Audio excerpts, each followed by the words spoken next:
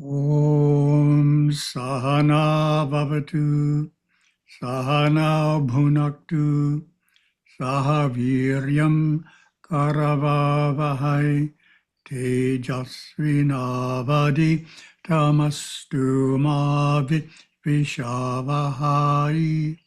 Om Shanti Shanti Shanti. Okay, so let's see if we can share the screen.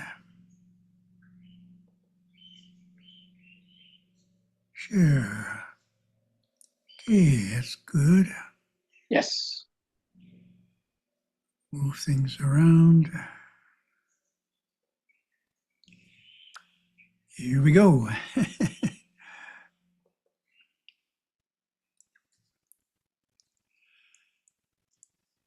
And our first topic, 4 facts of Hinduism. Drawn from chapter 4, Hindu Primer, in our book, What is Hinduism? One way to gain a simple, though admittedly simplistic overview of Hinduism is to understand the 4 essential beliefs shared by the vast majority of Hindus: karma, reincarnation, all-pervasive divinity, and dharma. We could say that living by these 4 principles is what makes a person a Hindu. So Gurudeva would often say, if you believe in karma, reincarnation, all-pervasive divinity, and dharma, you're a Hindu, whether you know it or not. It's that basic to Hindu beliefs. First essential belief is karma. How would you define karma?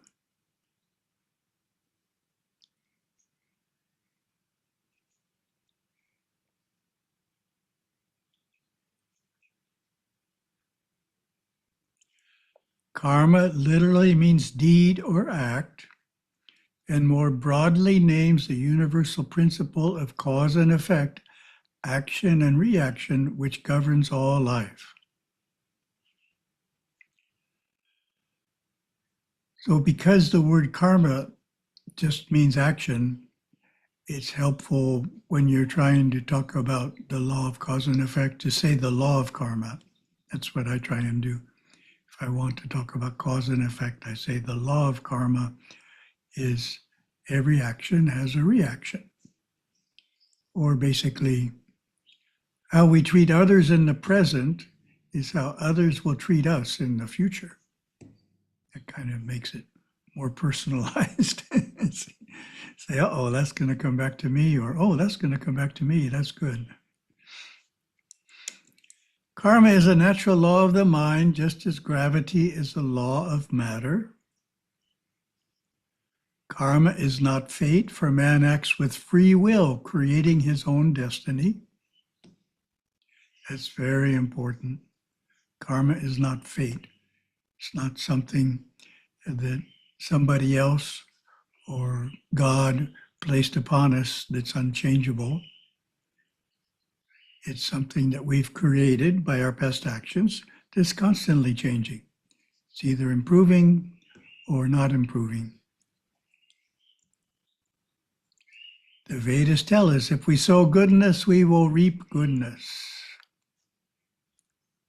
If we sow evil, we will reap evil.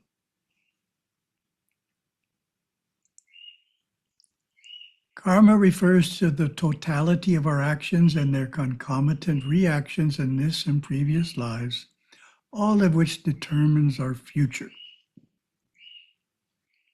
It is the interplay between our experience and how we respond to it that makes karma devastating or helpfully invigorating. Conquest of karma lies in intelligent action and dispassionate reaction. So that's the key there, dispassion. If we're constantly getting upset by the experiences that come to us in life, then we're not learning from them, and it's likely we'll repeat them. So we need to control our emotional reaction, learn from the experience in order to break out of that cycle into a more positive one. Not all karmas rebound immediately. Some accumulate and return unexpectedly in this or other births. So that's one too that's important.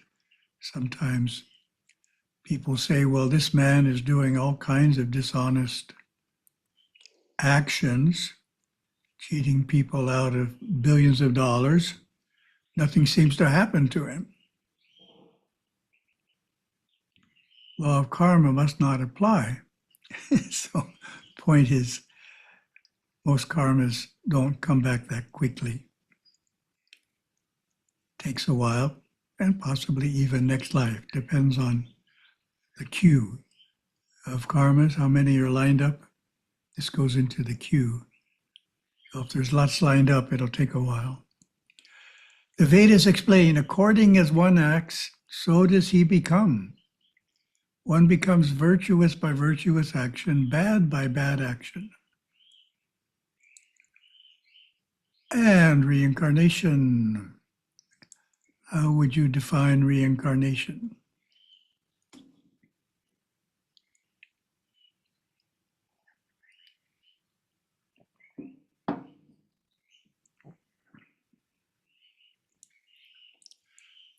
Reincarnation, punarjanma, is the natural process of birth, death, and rebirth. At death, we drop off the physical body and continue evolving in the inner worlds in our subtle bodies until we again enter into birth.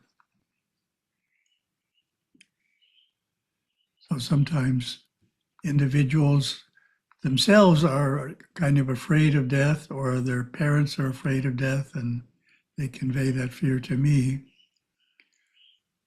But basically, it's just like walking from one room of a house into another. You're just changing your environment. You're still the same person. So it's not that big a deal. It's just your environment's changing, and you carry on as you were. Through the ages, reincarnation has been the great consoling element within Hinduism, eliminating the fear of death. We are not the body in which we live, but the immortal soul which inhabits many bodies in its evolutionary journey through samsara. After death, we continue to exist in unseen worlds, enjoying or suffering the harvest of earthly deeds till it comes time for yet another birth. The actions set in motion in previous lives form the tendencies and conditions of the next. So we don't start over. We carry forward what we've done in the past, but as tendencies and conditions of the next life. We don't remember all the details. Only a few people do, and then they forget after they get to a certain age. But the sum total of all of that is with us. Reincarnation ceases when karma is resolved, God is realized, and moksha, liberation, is attained. So that's a talk in itself, all those ideas. The Veda state, after death, the soul goes to the next world, bearing in mind the subtle impressions of its deeds, and after reaping their harvest, returns again to this world of action. Thus he who has desires continues subject to rebirth. Another way of saying that, he who has more things to do on the earth plane is subject to rebirth. And our third essential belief is all-pervasive divinity. How would you explain all-pervasive divinity?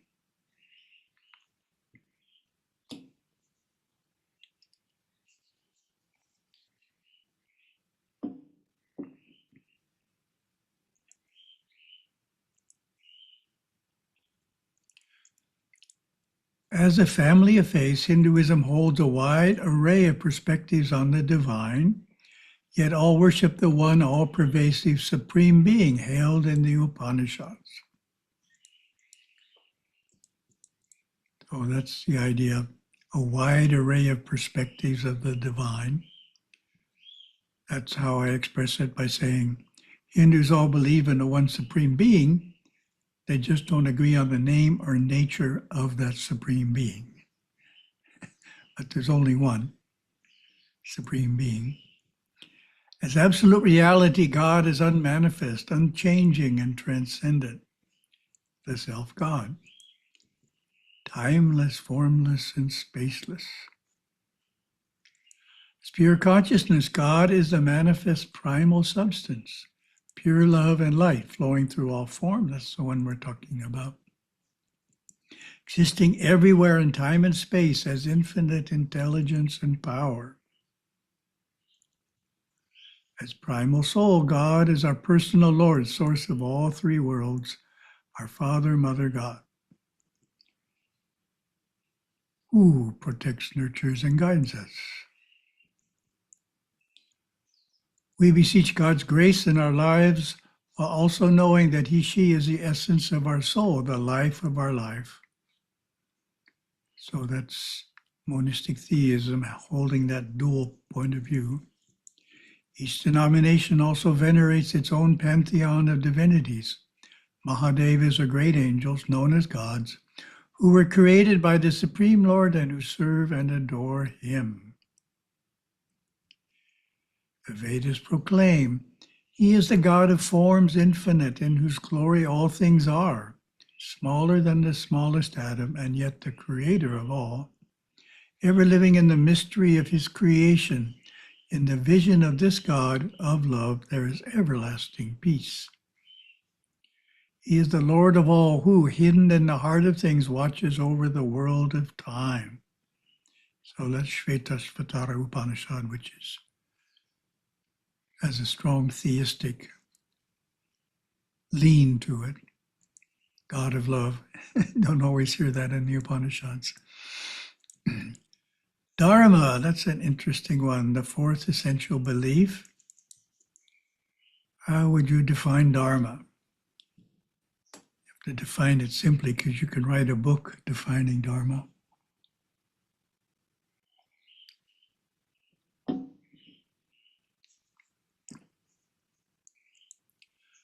When God created the universe, He endowed it with order, with the laws to govern creation. Dharma is God's divine law prevailing on every level of existence, from the sustaining cosmic order to religious and moral laws which bind us in harmony with that order. So because there's so many realms in which Dharma applies, it's helpful to stick an adjective in front of it. So Rita Dharma is the universal one. In relation to the soul, Dharma is the mode of conduct most conducive to spiritual advancement. The right and righteous path. It is piety and ethical practice, duty and obligation. So I remember having a discussion with an individual after a satsang in Chicago on the concept of Dharma, and his idea of it was slightly off the mark. So I suggested the best English word for Dharma as it applies to the individual is duty, because everyone understands duty. So it's the word for duty. If we're doing our duties or not. When we follow Dharma, we are in conformity with the truth that inheres and instructs the universe, and we naturally abide in closeness to God. Adharma is opposition to divine law. Dharma is to the individual what its normal development is to a seed, the orderly fulfillment of an inherent nature and destiny. Very profound statement from Gurudeva that's worth meditating on. Tirukkural, Dharma yields heaven's honor and earth's wealth. What is there then that is more fruitful for a man? There is nothing more rewarding than Dharma. nor anything more ruinous than its neglect. Our second topic, past to Shiva. As usual, there's a question. What is monistic theism? How would you answer that one?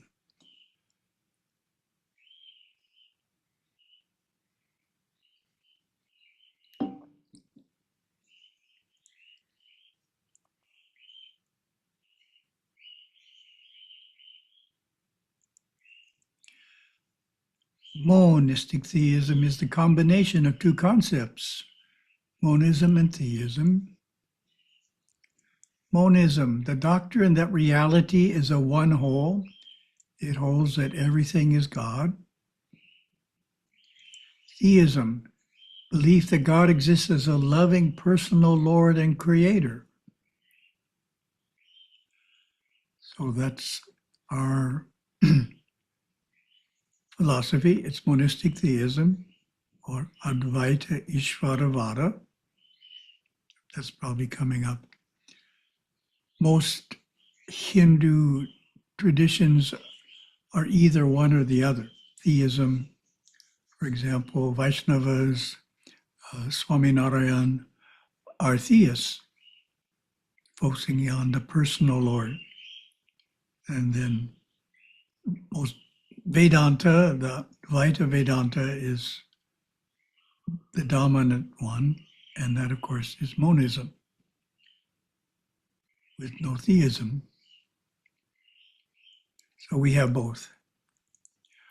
What is monistic theism called in Western philosophical terms? That's a good one.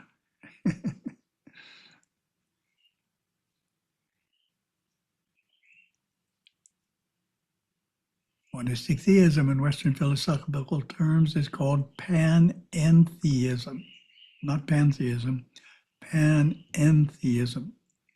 And in Sanskrit is called Advaita Ishvara Vada. So Vada means doctrine, Ishvara is the personal Lord, and Advaita means monism, or oneness. These are like two sides of a coin present in most Hindu systems. We see God as our personal Lord, as the essence of all that exists, and also as absolute being, Parashiva, beyond all form. In our theistic practices, we worship God and the gods in the spirit of devotion and humble submission. Very important. Devotion and humble submission is the spirit of worship. In our monistic practices, we meditate deeply to experience the essence of our soul, which is identical with God Shiva's essence, which is present throughout the universe.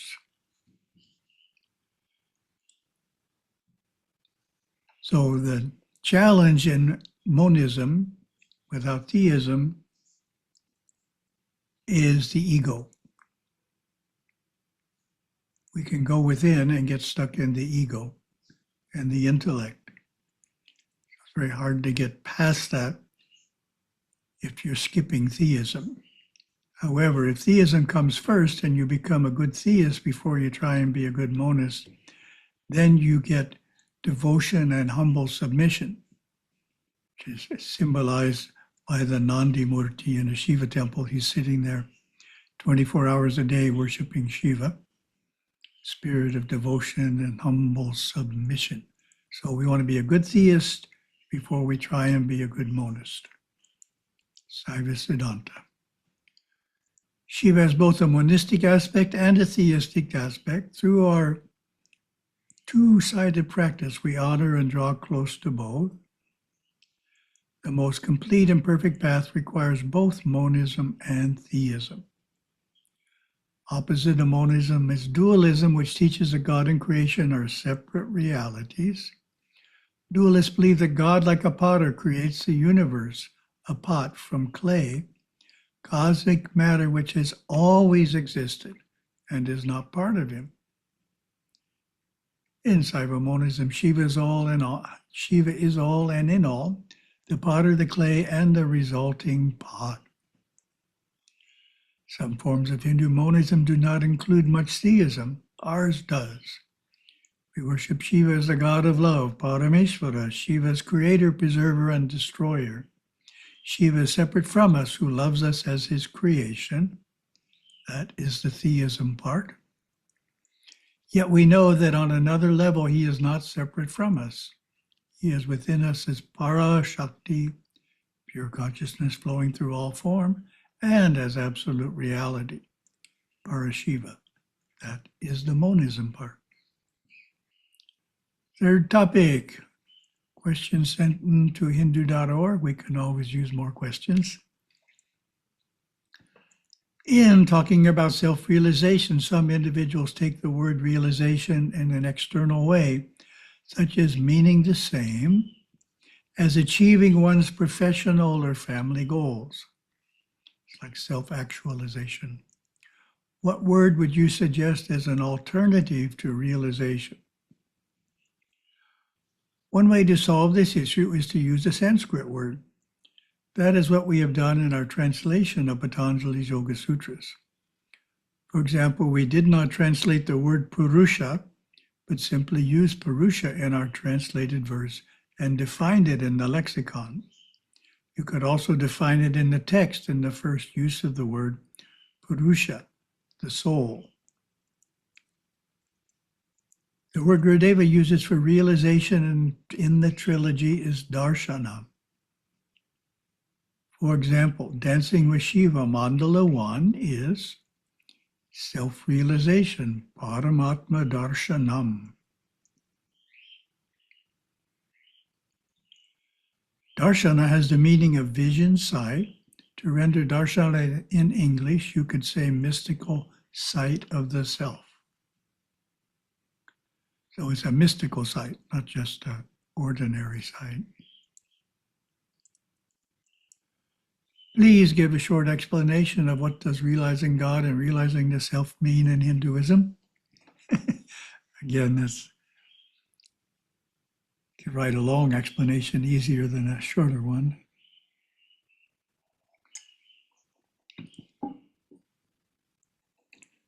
The concept of realizing God and realizing the self in Hinduism has different meanings in different philosophical schools of Hinduism. Very important. In the theistic schools, it would mean having a vision of God as a deity, God in his or her personal form. For God Shiva, that would be Parameshvara Darshana, that form of God realization. Parameshvara Darshana.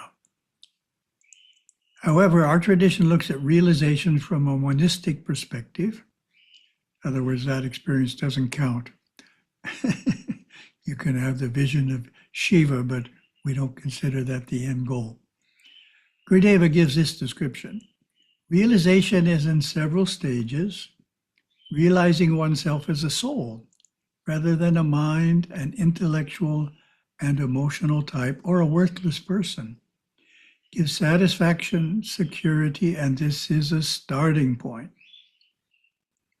That is called Atma Darshana, meaning Jivatma, our individual soul sense.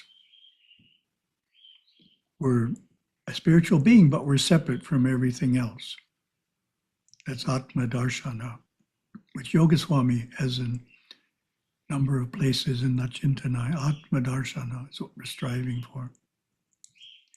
Realization of the self as Satchit Ananda gives contentment. Oh, that's how to be content in an inner way. A release from all emotions and thoughts of the external world, and the nerve system responds to the energies flowing through the Vishuddha and Anahata chakras. So that's an inner look at contentment, and it's another form of realization. Realization of the self is Satchit Ananda. This is called Parashakti Darshana or Satchit Ananda Darshana. Realizing the self that transcends time, form, and space, Parashiva, is a razor-edged experience, cutting all bonds, reversing individual awareness, such as looking out from the self rather than looking into the self. That is called Paramatma Darshana. So the Sanskrit, using the Sanskrit gives a clearer concept of what type of self-realization we're talking about. They're all grouped in the concept of self-realization, but we can break them out very precisely with Sanskrit terms. Thank you very much. Have a wonderful day.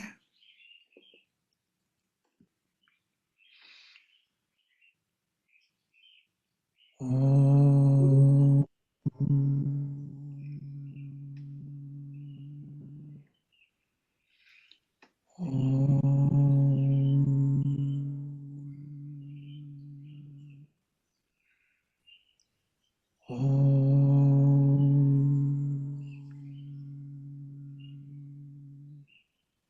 Thank you, Satguru. Thank you, Satguru. Thank you, Satguru. Thank you, Satguru.